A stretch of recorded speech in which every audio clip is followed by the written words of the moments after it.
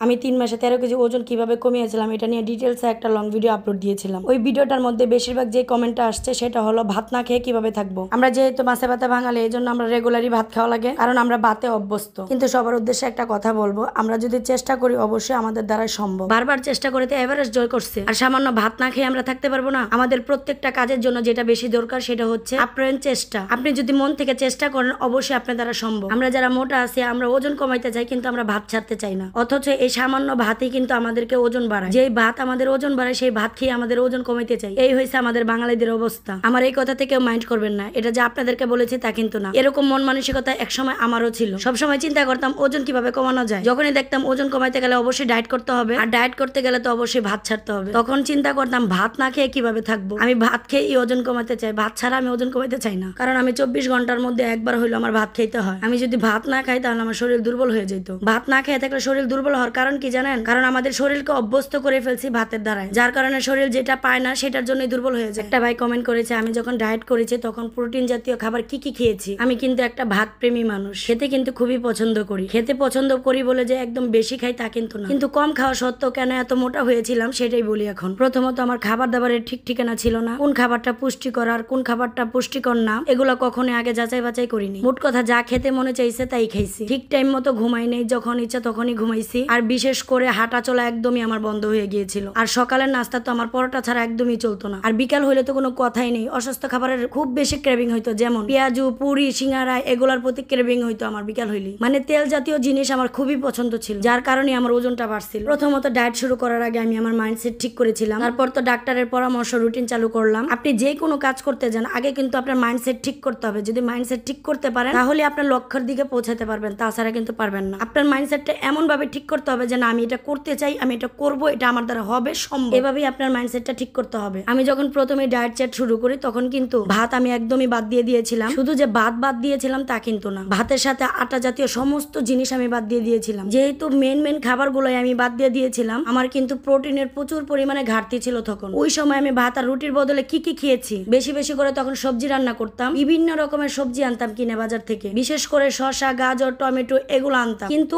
আলু দিতাম না, আলু ছাড়া খাইতাম। আর সবজিটা রান্না করতাম অলিভ অয়েল তেল দিয়ে। সবজিটা যখন আমি রান্না করতাম ওই সবজির মধ্যে কিন্তু আমি মুরগির মাংস দিতাম, কারণ মুরগির মাংসতে কিন্তু প্রচুর পরিমাণে প্রোটিন থাকে। ভাত না খাওয়ার ফলে যে প্রোটিনের ঘাটতি থাকে সেটা কিন্তু মাংসতে প্রোটিনটা পরিপূর্ণ করে। আমি সকালবেলা ঘুম থেকে উঠে যা করতাম, 1 গ্লাস ইসব জলের বুশির শরবত খেতাম চিনি ছাড়া, তার আধা ঘন্টা পর অ্যাপেল সিডার ভিনেগারটা খাইতাম। সকালবেলা যখন আপনি পানিটা খাবেন বেশি বেশি তখন কিন্তু আপনার খিদার পরিমাণটা কমে যাবে। হয়তোবা 3-4 দিন একটু কষ্ট হবে যারা সকালে নাস্তা খেয়ে থাকেন, আর যারা আমার মতন মনে করেন সকালের নাস্তা খান না তাদের কিন্তু বেশি একটা কষ্ট হবে না। আমি ঠিক 12টা থেকে 1টার মধ্যে হচ্ছে 2টা ডিম খাইতাম। প্রত্যেকদিন তো আর সিদ্ধ ডিম খাইতে ভালো লাগতো না, এক সময় আমি ডিম পোচ করে খাইতাম, সাথে কয়েকটা বাদাম থাকতো, এই ধরেন 5-6টার মতো বাদাম, আবার বেশি খাওয়া যাবে না। একটা শসা আর অর্ধেক গাজর, গাজরটা কিন্তু মিষ্টি, এটার মধ্যে আবার ক্যালোরিও বেশি। শসাটা আমি বেশি খাইতাম, শসাটার মধ্যে ক্যালোরি কম, প্রোটিন বেশি। তার মধ্যে শসাটা কিন্তু ফ্যাট কমানোর জন্য একদম খুবই উপকারী। যেহেতু 12টার সময় আমি 2টা ডিম আর শসা গাজর খাইতাম, পরবর্তীতে আমার 3-4 ঘন্টা আমি অনায়াসে থাকতে পারতাম। তারপর আমি দুপুরের খাবারটা যখন খেতাম সেটা টাইমটা হচ্ছে 5টা থেকে 6টার মধ্যে, মানে ঠিক সন্ধ্যার আগ মুহূর্তে। তখন আমি সবজিটা খেতাম। সবজিটা খাওয়ার আগে মিনিমাম আমি 1 গ্লাস পানি খেয়ে নিতাম। 1 গ্লাস পানি খাওয়ার কারণে আমার হচ্ছে বেশি পরিমাণ আমি খেতে পারতাম না, পেটটা আমার সবসময় ভরা ভরা লাগতো। প্রত্যেক দিনই তার সবজি খেতে ভালো লাগতো না, বিভিন্ন সময় আমি শাক খাইতাম, এক এক দিন এক এক রকমের শাক আর কি। মাছ মাংসটা আমি রেগুলারই রাখার চেষ্টা করতাম। টানা 1 সপ্তাহ যখন আমি ভাত খাইনি তখন আমার প্রচুর পরিমাণে একদিন ভাত খেতে ইচ্ছা করতেছিল। সপ্তাহে একদিন ভাত খাওয়াই যায়। প্রথম যে 1 সপ্তাহটা আপনি ট্রাই করবেন, ওই 1 সপ্তাহে আপনার একটু কষ্ট হবে যেহেতু ভাতটা আপনি ছেড়ে দিচ্ছেন। আপনি সারাদিন অন্য কিছু খাওয়ার পরও আপনার কাছে মনে হবে কি যেন খান নাই। 1 সপ্তাহ যখন আপনি মেনটেন করবেন তখন কিন্তু আস্তে আস্তে আপনার শরীরের সাথে ম্যাচ করে যাচ্ছে, আপনি নিজে টের পাবেন। প্রথম যে 1 সপ্তাহ আপনি ডায়েট শুরু করবেন ওই 1 সপ্তাহে কিন্তু আপনি একটু ফল খাওয়ার চেষ্টা করবেন। ফলগুলা কিন্তু মিষ্টি জাতীয় না, টক জাতীয় ফলগুলা খাওয়ার চেষ্টা করবেন। এখন অনেকে বলতে পারেন যে সবার ঘরেই তো ফল থাকে না, সবার কিন্তু অ্যাবিলিটিও থাকে না প্রত্যেকদিন ফল কিনে খাওয়া। ভাইরে একটা কথা বলি, দামি ফলই যে খেতে হবে এমন কোনো কথা নাই। দামি ফলও যেমন আছে, কম দামি ফলও কিন্তু আছে। যেমন এখন কিন্তু আমরার সিজন, আপনারা ঘরে আমরা 1 কেজি আইনা রাখতে পারেন, ডেইলি আপনি 1-2টা খাইলেন। চেষ্টা করবেন সবসময় টক জাতীয় ফল খাওয়ার, আর মিষ্টি জাতীয় ফলগুলো একটু ইগনোর করবেন। আর বেশি বেশি কিন্তু আপনি পানি খাওয়ার চেষ্টা করবেন। প্রত্যেক দিন আপনার মিনিমাম 3 থেকে 4 লিটার পানি খাওয়ার চেষ্টা করবেন। প্রথম 1 সপ্তাহ যদি ট্রাই করে দেখেন যে না আপনি কোনোভাবে পারতেছেন না, আপনার ভাত খাওয়ার দরকার হইতেছে,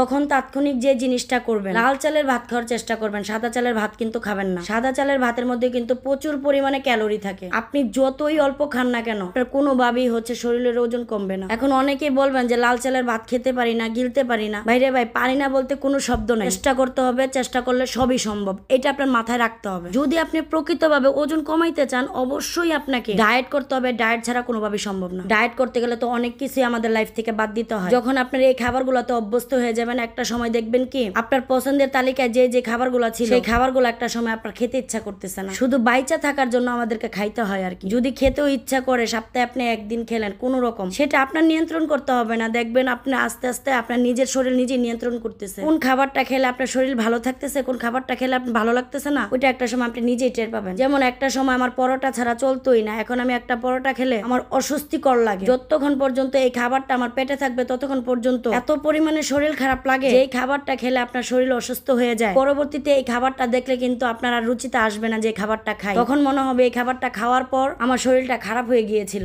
ভাত আপনি একবারই না ছাড়তে পারলে আপনি আস্তে আস্তে ছাড়েন। ডায়েটটা করতে গেলে প্রথম আপনার কষ্ট হলো, পরবর্তীতে কিন্তু এই কষ্টটা লাগবে না। ডায়েটের সময় যেহেতু প্রচুর পরিমাণে প্রোটিনের ঘাটতি থাকে, সেক্ষেত্রে আপনি ইউটিউবে সার্চ দিবেন যে কি কি খাবারের মধ্যে বেশি বেশি প্রোটিন থাকে আর ক্যালোরি কম থাকে, সেই খাবারগুলো আপনি রেগুলার খাবেন। আর তরকারিটা সবসময় টক জাতীয় বা ঝোল জাল তরকারিটা আপনি বেশি খাওয়ার চেষ্টা করবেন। আমি টক জাতীয় ঝোল জাল তরকারিটা আমার বেশি খাওয়া পড়ছে, আর শাকটা বেশি খাওয়া পড়ছে। সাথে আপনি একটু ব্যায়াম করবেন, হাঁটাচলা করবেন, দেখবেন এমনি এমনি আপনার শরীর কমে যাচ্ছে। আর প্রত্যেক দিন মাছ মাংস আমি রাখছি, আর রেগুলার ডিম খেয়েছি আমি।